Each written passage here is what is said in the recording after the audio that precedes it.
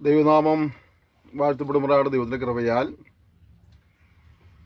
സംഖ്യാപുസ്തകം എന്ന വിഷയത്തിൻ്റെ 7ാമത്തെ സെക്ഷനിൽ പ്രവേശിപ്പാൻ ദൈവം നമ്മെ സഹായിച്ചതോർത്ത് ഞാൻ ദൈവത്തെ സ്തുതിക്കുന്നു, സ്തോത്രം ചെയ്യുന്നു. നിങ്ങൾക്ക് എല്ലാവർക്കും കർത്താവായ യേശുക്രിസ്തുവിന്റെ നാമത്തിൽ സ്നേഹവന്ദനങ്ങളെ അറിയിക്കുകയാണ്. നിങ്ങൾ നൽകുന്ന പ്രോത്സാഹനം, സഹകരണം, പ്രാർത്ഥനയുടെ പിൻബലം എല്ലാത്തിനും നന്ദി പറയുന്നു. ദൈവം നിങ്ങളെല്ലാവരെയും ധാരാളമായി അനുഗ്രഹിക്കുമാറാകട്ടെ. നാം കഴിഞ്ഞ സെക്ഷനിൽ 14ാം അധ്യായത്തിൻ്റെ 45ാമത്തെ വാക്യം വരെ ചിന്തിക്കുകയുണ്ടായി. ഈ സെക്ഷനിൽ നാം 15ാം അധ്യായത്തിൻ്റെ 1ാമത്തെ വാക്യമുള്ള ഭാഗങ്ങൾ ചിന്തിക്കുന്നത്. 15ാം അധ്യായത്തിലെ പ്രധാനപ്പെട്ട പ്രതിവാദി വിഷയം എന്നുള്ളത് പലവിധ നിയമങ്ങൾ നൽകുകയാണ്, പ്രമാണങ്ങൾ നൽകുകയാണ്. അപ്പോൾ നമുക്കത് ഓരോന്നായിട്ട് അല്പമായി ചിന്തിക്കാം. യഹോവ പിന്നെ മോശയോട് അരുളി ചെയ്തത്, നീ ഇസ്രായേൽ മക്കളോട് പറയേണ്ടതെന്നാൽ, ഞാൻ നിങ്ങൾക്ക് തരുന്ന നിങ്ങളുടെ നിവാസദേശത്ത് നിങ്ങൾ ചെന്നിട്ട് ഒരു നേർച്ച നിവർത്തിപ്പാനോ സുമതദാനമായിട്ടോ നിങ്ങളുടെ ഉത്സവങ്ങളിലോ യഹോവയ്ക്ക് മാടിനെയാകട്ടെ ആടിനെയാകട്ടെ ഹോമയാഗമായിട്ടെങ്കിലും ഹനനയാഗമായിട്ടെങ്കിലും യഹോവയ്ക്ക് സൗരഭ്യവാസനയാകുമാറ് ഒരു ദഹനയാഗം അർപ്പിക്കുമ്പോൾ യഹോവയ്ക്ക് വഴിപാട് കഴിക്കുന്നവൻ 1/4 ഹീൻ എണ്ണ ചേർത്ത ഒരു ഇടങ്ങഴി മാവ് ബോധനയാഗമായി കൊണ്ടുവരണം. ഹോമയാഗത്തിനും ഹനനയാഗത്തിനും പനിയാഗമായി നീ ആടൊന്നിന് 1/4 ഹീൻ വീഞ്ഞു കൊണ്ടുവരണം. ആട്ടുകൊറ്റനായാൽ ഹീനിൽ 1/3 എണ്ണ ചേർത്ത 2 ഇടങ്ങഴി മാവ് ബോധനയാഗമായി കൊണ്ടുവരണം.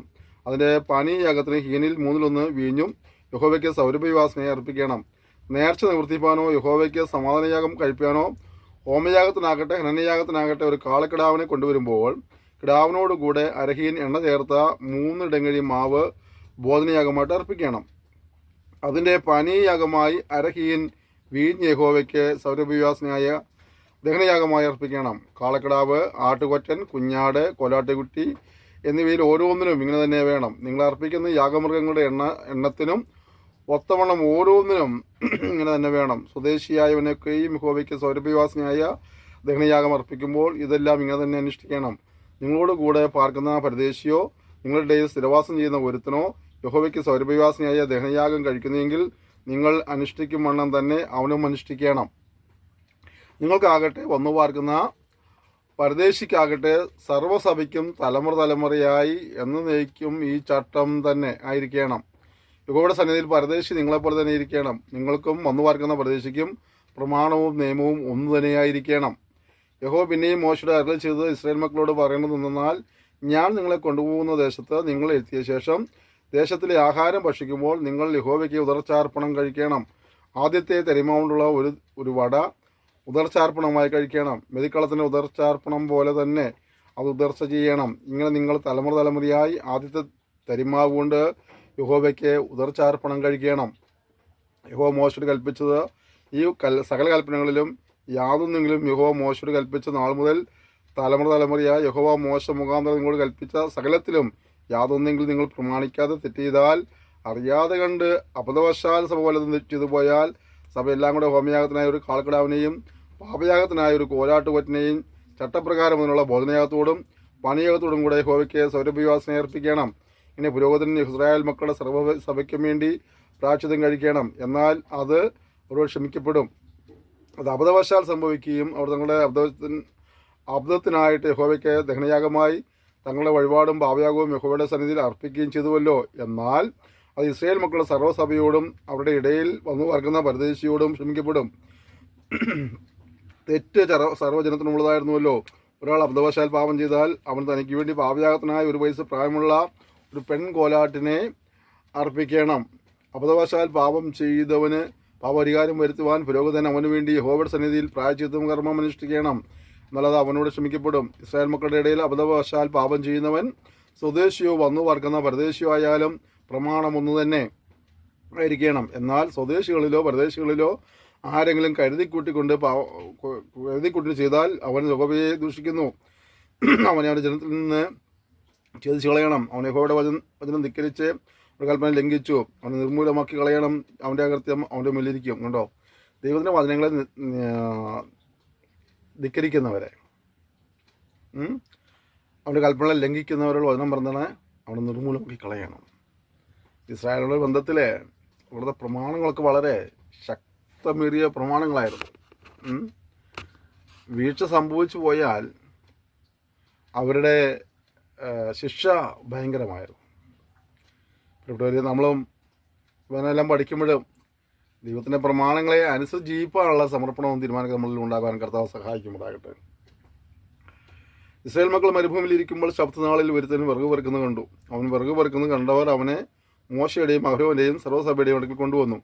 അവനോട് ചെയ്യേണ്ടത് ഇന്നതെന്ന് വിധിച്ചിട്ടില്ലായതുകൊണ്ട് അവർ അവനെ തടവിൽ വെച്ചു. പിന്നെ യഹോവ മോശയോട്, ആ മനുഷ്യൻ മരണശിക്ഷ അനുഭവിക്കണം, സർവ്വസഭയും പാളത്തിന് പുറത്തു വെച്ച് അവനെ കല്ലെറിയണമെന്ന് കൽപ്പിച്ചു. യഹോവ മോശയോട് കൽപ്പിച്ചതുപോലെ സർവ്വസഭയും അവനെ പാളത്തിന് പുറത്ത് കൊണ്ടുപോയി കല്ലെറിഞ്ഞു കൊന്നു. ഇന്നെങ്ങാനും വിശുദ്ധ ദിവസത്തിൽ അഥവാ ദൈവത്തെ ആരാധിക്കുന്ന ദിവസത്തിൽ ജോലിക്ക് പോകരുത് അല്ലെങ്കിൽ മറ്റു കാര്യം ചെയ്യരുതെന്നൊക്കെ പോലെ നിയമം നമുക്ക് വെച്ചിരുന്നെങ്കിൽ സഭകളിൽ എല്ലാ ദിവസവും തന്നെ അല്ലെങ്കിൽ എല്ലാ ആഴ്ച തന്നെ നടന്നു വരുമായിരുന്നു, ഷവർക്ക് നടന്നു വരുമായിരുന്നു അല്ലേ.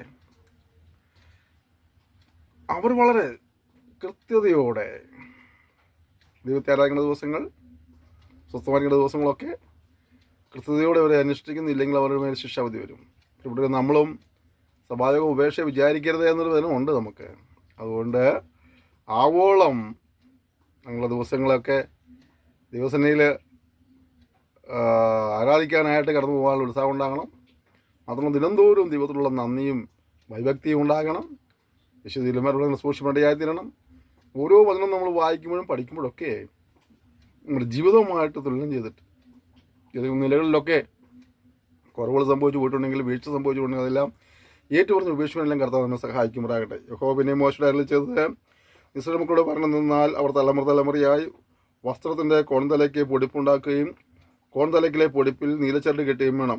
നിങ്ങൾ യഹോവയുടെ സകല കൽപ്പനകളും ഓർത്തനുസരിക്കേണ്ടതിനും നിങ്ങളുടെ സ്വന്തം ഹൃദയത്തിനും സ്വന്തം കണ്ണിനും തോന്നിയവണ്ണം പരസംഗമായി നടക്കാതിരിക്കേണ്ടതിനും ആ പൊടിപ്പ് ജ്ഞാപകമായിരിക്കണം. അതിൻ്റെ സകല കൽപ്പനകളും ഓർത്തനുസരിച്ച് നിങ്ങളുടെ ദൈവത്തിന് വിശുദ്ധരായിരിക്കേണ്ടതും തന്നെ നിങ്ങളുടെ ദൈവമായിരിക്കേണ്ടതിന് നിങ്ങളെ മിസ്രൈം ദേശത്ത് നിന്ന് കൊണ്ടുവന്ന ഞാൻ നിങ്ങളുടെ ദൈവമായ യഹോവയാകുന്നു. ഞാൻ നിങ്ങളുടെ ദൈവമായ യഹോവ തന്നെ.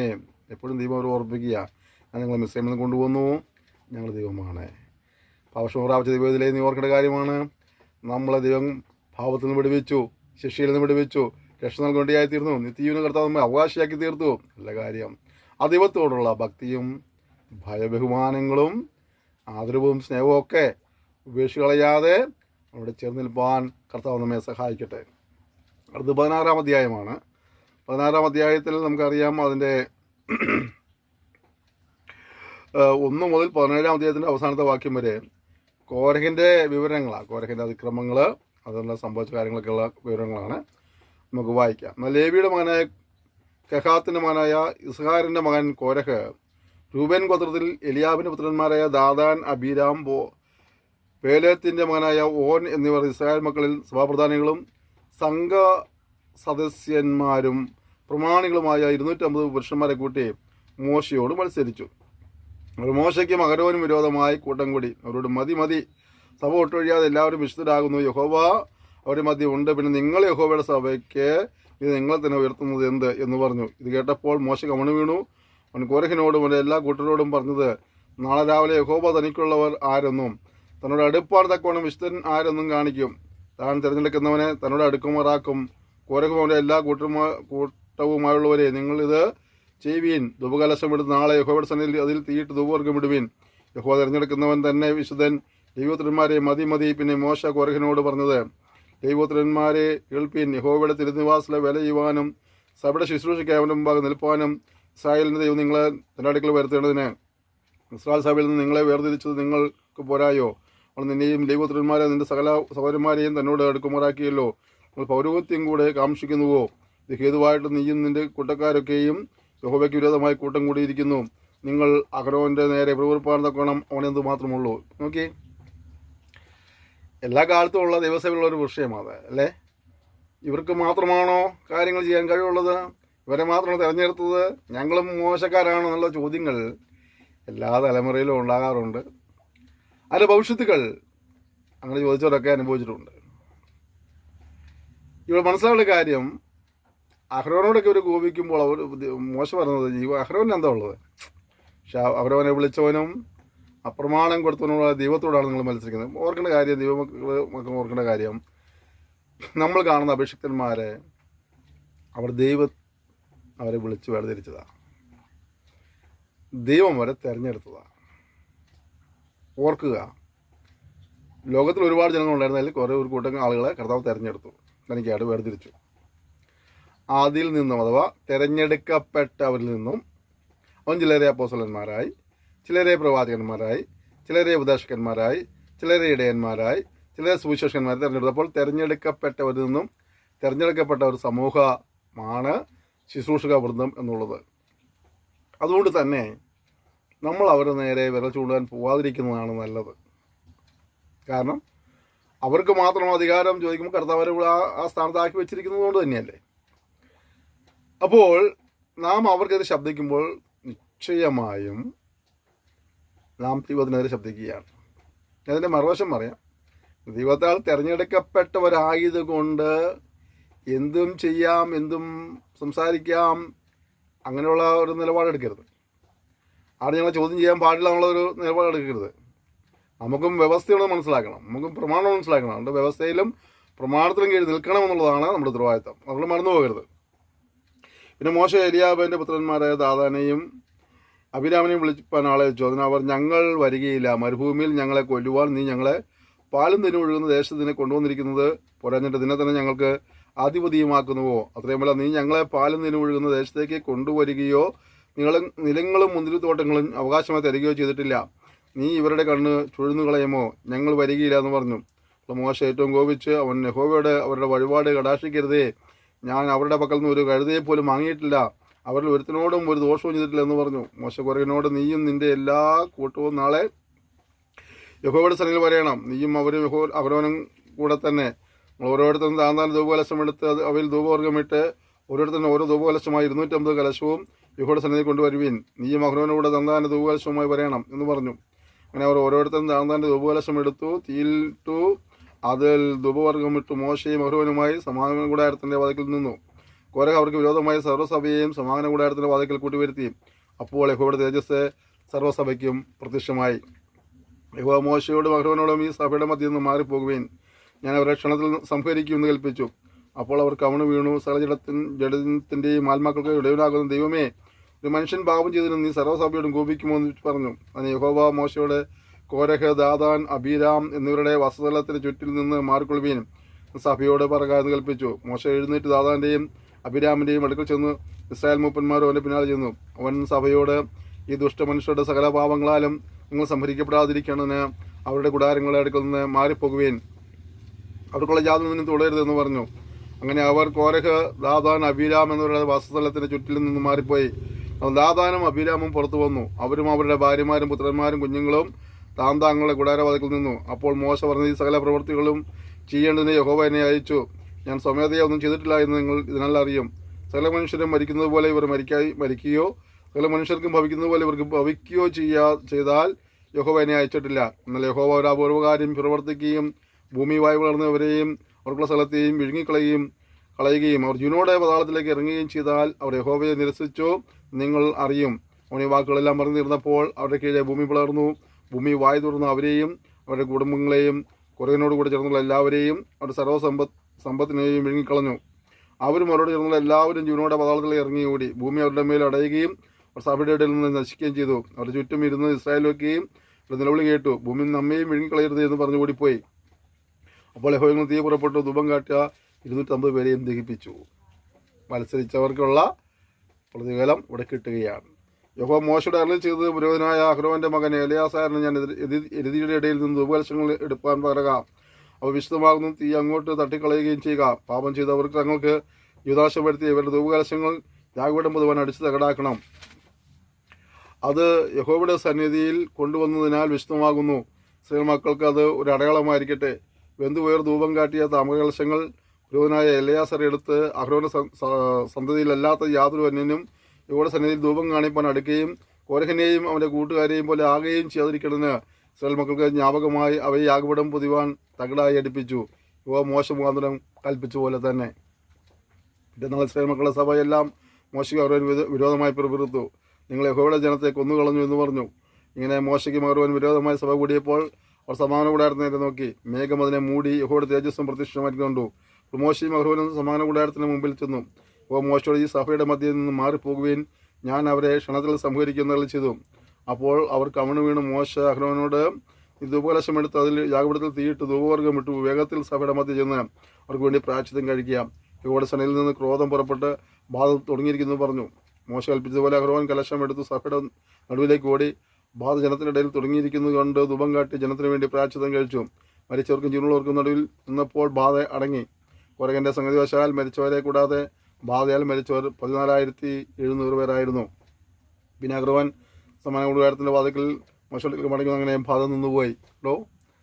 ഈ വലിയ വലിയ അടയാളം കാണുമ്പോഴും അവർ ദൈവത്തെ വിശ്വസിക്കുകയോ അനുസരിക്കുകയല്ല, മറിച്ച് ആ സമയത്തും അവർ ദൈവത്തിനും അഭിഷിക്തന്മാർക്കും എതിരായി സംസാരിക്കുകയാണ്. എത്ര കണ്ടാലും പഠിക്കാത്ത ഒരു കൂട്ടം ആളുകളെ അവർ മാറുകയാണ്.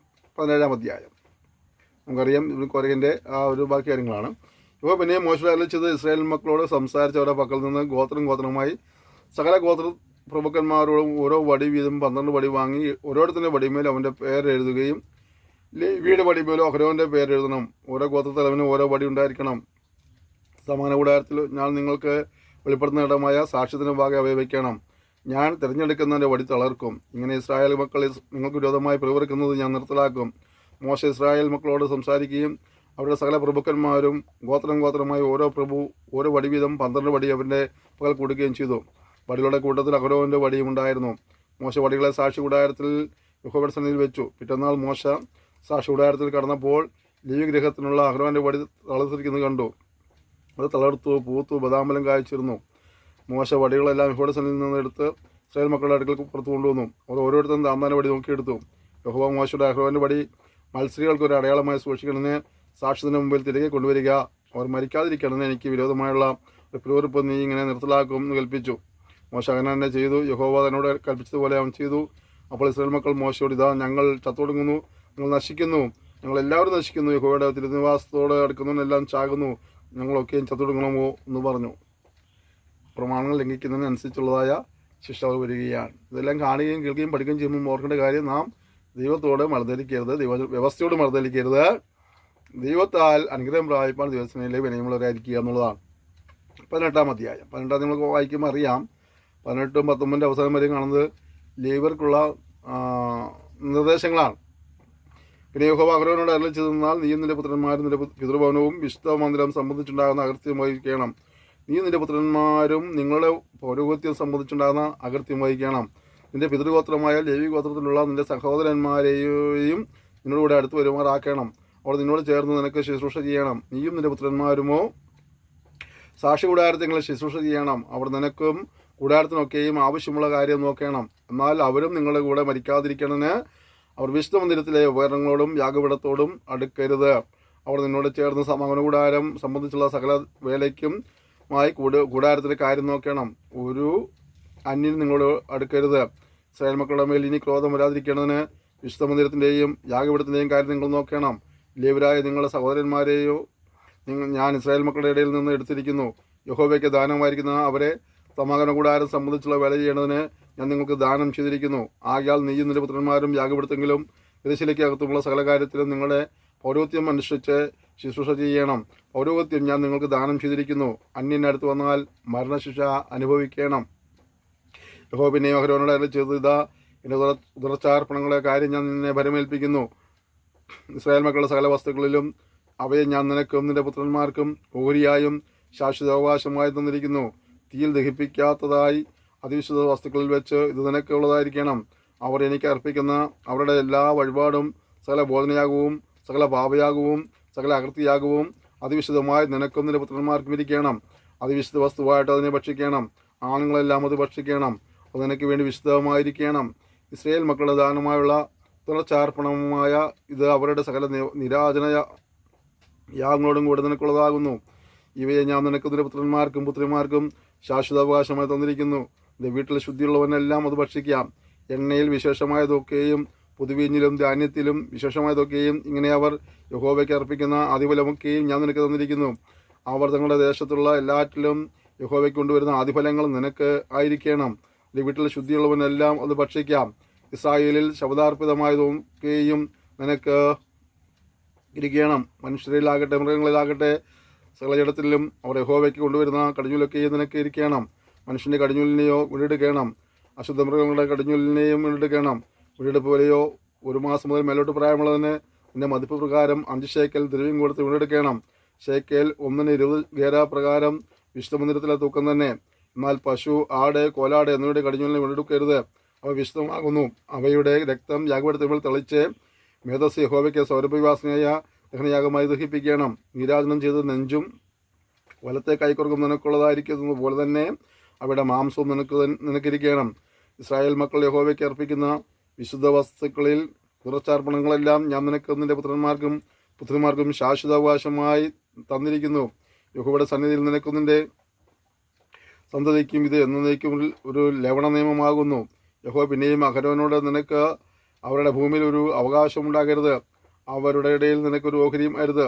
ഇസ്രായേൽ മക്കളുടെ ഇടയിൽ ഞാൻ തന്നെ നിന്റെ ഓഹരിയും അവകാശവുമാകുന്നു എന്ന് ചെയ്തു. അബ്രാഹാമിന്റെ ദൈവം പറഞ്ഞില്ലേ, ഞാൻ നിന്റെ അതിമഹത്തായ പ്രതിഫലമാകുന്നു. ഭൂമിയിൽ നമുക്ക് എന്തെല്ലാം ഉണ്ട് എന്നുള്ളതിൻ്റെ ഉപരിയായിട്ട് ദൈവം നമ്മുടെ കൂടെ ഉണ്ടെങ്കിൽ എല്ലാം ഉണ്ടെന്ന് മനസ്സിലാക്കുവാൻ കഴിയുന്നു. സംഗീതകാരൻ പറഞ്ഞില്ലേ, നീ ഒഴികെ എനിക്ക് യാതൊരു നന്മയുമില്ല. അപ്പോൾ ഭൂമിയിൽ മനുഷ്യൻ നന്മയുള്ള പുറകെ ഓടുക, നന്മ നേടിയെടുക്കാൻ വേണ്ടി ഓടി ദൈവത്തെ മറന്നു ഓടുകയാണ്. എന്നാലും ഓർക്കുക, ദൈവമുണ്ടെങ്കിൽ എല്ലാം ഉണ്ട് എന്നുള്ളതായ ചിന്ത വിവരിച്ച് ദൈവത്തോട് ചേർന്ന് നിൽപ്പാനായി കർത്താവ് നമ്മെ സഹായിക്കുമാറാകട്ടെ. 21-ാം വാക്യം. ലേവ്യർക്കോ അവർ സമാഗമന കൂടാരം സംബന്ധിച്ച് അവർ ചെയ്യുന്ന വേലയ്ക്ക് ഇസ്രായേലിലുള്ള ദശാംശം എല്ലാം അവകാശമായി കൊടുത്തിരിക്കുന്നു. ഇസ്രായേൽ മക്കൾ പാവം വഹിച്ച് മരിക്കാതിരിക്കേണ്ടതിന് മേലാൽ സമാഗമന കൂടാരത്തോടെ അടുക്കരുത്. ലേവ്യർ സമാഗമന കൂടാരം സംബന്ധിച്ചുള്ള വേല ചെയ്യുകയും അവരുടെ അകൃത്യം വഹിക്കുകയും വേണം. അത് തലമുറയായി എന്നേക്കുമുള്ള ചട്ടമായിരിക്കണം. അവർക്ക് ഇസ്രായേൽ മക്കളുടെ ഇടയിൽ അവകാശമുണ്ടാകരുത്. ഇസ്രായേൽ മക്കളെ യഹോവയ്ക്ക് ദുരച്ചാർപ്പണമായി വർദ്ധിപ്പിക്കുന്ന ദശാംശം ഞാൻ ലേവ്യർക്ക് അവകാശമായി കൊടുത്തിരിക്കുന്നു. അതുകൊണ്ട് അവർക്ക് ഇസ്രായേൽ മക്കളുടെ ഇടയിൽ അവകാശമരുതെന്ന് ഞാൻ അവരോട് കൽപ്പിച്ചിരിക്കുന്നു. യഹോവ പിന്നെയും മോശയോട് അരുളി ചെയ്തത് നീ ലേവ്യരോട് പറയേണ്ടതെന്നാൽ, ഇസ്രായേൽ മക്കളുടെ പക്കൽ നിന്ന് ഞാൻ നിങ്ങളുടെ അവകാശമായി നിങ്ങൾക്ക് തന്നിരിക്കുന്ന ദശാംശം അവരോട് വാങ്ങുമ്പോൾ ദശാംശത്തിൻ്റെ 10-1 നിങ്ങൾ യഹോവയ്ക്ക് ഉദർച്ചാർപ്പണമായി അർപ്പിക്കണം. നിങ്ങളുടെ ഉദർച്ചാർപ്പണം കളത്തിലെ ധാന്യം പോലെയും മുന്തിരിച്ചക്കിലെ നിറവ് പോലെയും നിങ്ങളുടെ പേർക്ക് എണ്ണും. ഇങ്ങനെ ഇസ്രായേൽ മക്കളോട് നിങ്ങൾ വാങ്ങുന്ന സകല ദശാംശത്തിൽ നിന്നും യഹോവയ്ക്ക് ഒരു ഉദർച്ചാർപ്പണം അർപ്പിക്കണം. യഹോവയ്ക്കുള്ള ആ ഉദർച്ചാർപ്പണം നിങ്ങൾ പുരോഹിതനായ അഹ്റോനും കൊടുക്കണം. നിങ്ങൾക്കുള്ള സകല ദാനങ്ങളിലും ഉത്തമമായ എല്ലാറ്റിൻ്റെയും വിശുദ്ധഭാഗം നിങ്ങൾ യഹോവയ്ക്ക് ഉദർച്ചാർപ്പണമായി അർപ്പിക്കണം. ആകയാൽ നീ അവരോട് പറയേണ്ടതെന്നാൽ, നിങ്ങൾ അതിൻ്റെ ഉത്തമഭാഗം ഉദർച്ചാർപ്പണമായി അർപ്പിക്കുമ്പോൾ അത് കളത്തിലെ അനുഭവം പോലെയും മുന്തിരിച്ചക്കിലെ അനുഭവം പോലെയും ലേവ്യർക്ക് എണ്ണും. അത് നിങ്ങൾക്കും നിങ്ങളുടെ കുടുംബങ്ങൾക്കും എല്ലായിടത്തും വെച്ച് ഭക്ഷിക്കാം. അത് സമാഗമന കൂടാരത്തെങ്കിൽ നിങ്ങൾ ചെയ്യുന്ന വേലയ്ക്കുള്ള ശമ്പളമാകുന്നു. അതിന് ഉത്തമഭാഗം പുലർച്ച ചെയ്താൽ പിന്നെ നിങ്ങൾക്കത് നിമിത്തം പാപം വഹിക്കുകയില്ല. നിങ്ങൾ ഇസ്രായേൽ മക്കളുടെ വിശുദ്ധ വസ്തുക്കൾ അശുദ്ധമാക്കുകയും അതിനാൽ മരിച്ചു പോകാൻ ഇടവരികയുമില്ല. ദേവാലയ കർമ്മങ്ങൾ ചെയ്യുന്നവൻ അതുകൊണ്ട് ഉപജീവിക്കണമുള്ളതായ ഒരു പ്രമാണം കൊടുക്കുകയാണ്. നമുക്കറിയാം, ലോകത്തിൻ്റെ വിവിധ ഭാഗങ്ങളായി കർത്താവിൻ്റെ വില ചെയ്യുന്ന ഒരുപാട് ദൈവദാസന്മാരുണ്ട്. അവർക്ക് അവരുടെ അവകാശങ്ങൾ ചോദിച്ചു വാങ്ങാൻ അസോസിയേഷനുകളൊന്നുമില്ല. അവർക്ക് പെൻഷൻ പറ്റിയാൽ അല്ലെങ്കിൽ ശുശ്രൂഷ ഒഴിഞ്ഞ പ്രായമാകുമ്പോൾ പെൻഷനൊന്നുമില്ല. ചെറുപ്രായം മുതൽ കർത്താവിൻ്റെ വില ചെയ്ത് വാർദ്ധക്യത്തിൽ കഴിയുമ്പോൾ ആർക്കും അവരെ വേണ്ട, നേതാക്കന്മാർക്ക് വേണ്ട, സഭയ്ക്ക് വേണ്ട. അവസാനം അവരെ ഏതെങ്കിലും ഒരു മൂലയ്ക്ക് ഒതുങ്ങിക്കൂടാൻ ഉള്ള കാര്യങ്ങളുടെ വരികയാണ്. അപ്പോൾ ചില ദേവദാസന്മാർ ചെറുപ്രായത്തിലെ കർത്താവിൻ്റെ വിലയ്ക്ക് സ്വന്തം ഭവനം ഉണ്ടായിരിക്കില്ല. വാടക വീടുകളിലും പാഴ്സലുകളിലും മാറി മാറി താമസിച്ചു. ഒടുവിൽ അവർ വേണ്ടാണ്ടായിരുമ്പോൾ അവർ എവിടേക്ക് പോകണമെന്ന് ആരും അന്വേഷിക്കാറില്ല. ഞാൻ ദൈവസഭയിലുള്ളവരോട് പറയട്ടെ, അങ്ങനെയുള്ളവരെയും കൂടെ സംരക്ഷിക്കാനുള്ള ഒരു ഉത്തരവാദിത്വം സഭയ്ക്കുണ്ട് എന്ന് പറഞ്ഞത്. അവരുടെ ജീവനപ്രായം മുഴുവൻ ഈ പ്രസ്ഥാനത്തിന് വേണ്ടി അവർ ദൈവമെല്ലാം ചെയ്തെങ്കിൽ തന്നെയും പ്രസ്ഥാനത്തുള്ള ബന്ധത്തിലായിരിക്കും അവരായിട്ടുണ്ടാവുക. രാഷ്കാലം മുഴുവൻ തീർത്ത് ഒന്നിനും കൊള്ളാത്തൊരവസ്ഥയായപ്പോൾ അവരെ മാറ്റി നിർത്തി അവരെക്കുറിച്ച് ആരും അന്വേഷിക്കാതെയും കരുതാതിരിക്കുന്നതൊക്കെ വലിയ മോശമുള്ള കാര്യമാണ്. മറ്റുള്ള എപ്പിസ്കോപ്പസ് ചർച്ചസിൽ ശുശ്രൂഷ ചെയ്യുന്നവർക്ക് ശമ്പളമുണ്ട്. ചില പ്രസ്ഥാനങ്ങളിൽ അവർക്ക് വാർദ്ധക്യത്തിൽ വിശ്രമിക്കാനുള്ള ഒരു ഭവനമുണ്ട്. അവരുടെ കാര്യങ്ങൾ മുഴുവൻ സഭ വഹിക്കുന്നു. നമ്മൾ അത്രയൊന്നും ചെയ്തില്ലെങ്കിലും ഈ ദേവദാസമായി ജീവിക്കണമെന്ന് അന്വേഷിക്കാനുള്ള ഉത്തരവാദിത്വം നമുക്കുള്ള കാര്യം മറന്നു പോകരുത്. ഇവിടെ നിയമിക്കുന്ന വ്യവസ്ഥകളുണ്ട്. വ്യവസ്ഥ തെറ്റിക്കുന്നവർക്കുള്ള ശിക്ഷാവിധി നമ്മൾ കണ്ടിടയായിത്തീർന്നു. നമ്മുടെ ജീവിതത്തിലും കർത്താവിനെ ഭയപ്പെട്ടും ബഹുമാനിച്ചും വ്യവസ്ഥയിൽ ജീവിച്ച് അനുഗ്രഹങ്ങൾ പ്രാപിപ്പാനായിട്ട്, ആരും വ്യവസ്ഥ തെറ്റിച്ച് ശിക്ഷയ്ക്ക് പാത്രങ്ങളാകി തീരാതിരിക്കാനായിട്ട് നമ്മൾ സമർപ്പിക്കാം. ഇതോട് പ്രാർത്ഥിക്കാം. സ്വർഗീയ പിതാവേ, ശിക്ഷണയെ സ്തോത്രം ചെയ്യുന്നു. ഇസ്രായേലിൻ്റെ ബന്ധത്തിൽ പലപ്പോഴും അവർ പ്രമാണങ്ങൾ ലംഘിച്ചതിൻ്റെ പേരിൽ, ദൈവത്തോട് പിറുപെടുത്തതിൻ്റെ പേരിൽ, അഭിഷിക്തന്മാരോട് കോപിച്ചതിൻ്റെ പേരിലൊക്കെ പല നിലയിലുള്ള ദോഷങ്ങൾ അവർക്ക് സംഭവിച്ച് കാണാൻ കഴിഞ്ഞു. ഞങ്ങളുടെ ജീവിതത്തിൽ കർത്താവെ, പ്രമാണങ്ങൾ ലംഘിക്കുന്നവരായിട്ടല്ല, പ്രമാണങ്ങൾ അനുസരിച്ചുകൊണ്ട് അനുഗ്രഹത്തിന് ഉടമകളായി തീരുവാൻ നമ്മൾ സഹായിക്കുമാറാകണമേ എന്ന് പ്രാർത്ഥിക്കുന്നു. ഈ സമൂഹത്തിൽ അനുഗ്രഹിക്കുന്ന വചനം പഠിക്കുന്നതിലൂടെ ഓരോ നാൾ കഴിയുന്തോറും ഇതിനോട് അടുത്തടുത്ത് വരുവാനായ കർത്താവ് സഹായിക്കണമെന്ന് പ്രാർത്ഥിക്കുകയാണ്. തന്മുഖാന്നുള്ള അനുഗ്രഹങ്ങളെല്ലാം പ്രായപ്പെടുന്നവർ യോഗ്യരാക്കണമേ. അങ്ങനെ കൃപയ്ക്കായി സ്തോത്രം. യേശുവിന്റെ നാമത്തിൽ തന്നെ ആമേൻ. ക്ഷമയോടെ സന്ദേശം ശ്രമിച്ചതിന് നന്ദി പറയുന്നു. ദൈവം നിങ്ങളെല്ലാവരെയും ധാരാളമായി അനുഗ്രഹിക്കുമ്പോഴാകട്ടെ. കർത്താവിൻ്റെ ഒരു താമസിച്ചാൽ നമുക്ക് അടുത്ത സെക്ഷനിൽ വീണ്ടും കാണാം. അതുവരെയും കർത്താവ് നമ്മെ സൂക്ഷിക്കുവാനായിട്ട് പരസ്പരം ഓർത്ത് പ്രാർത്ഥിക്കാം. എല്ലാ സഹകരണത്തിനും പ്രോത്സാഹനം ഒരിക്കലും നന്ദി പറയുന്നു. Thank you. May God bless you.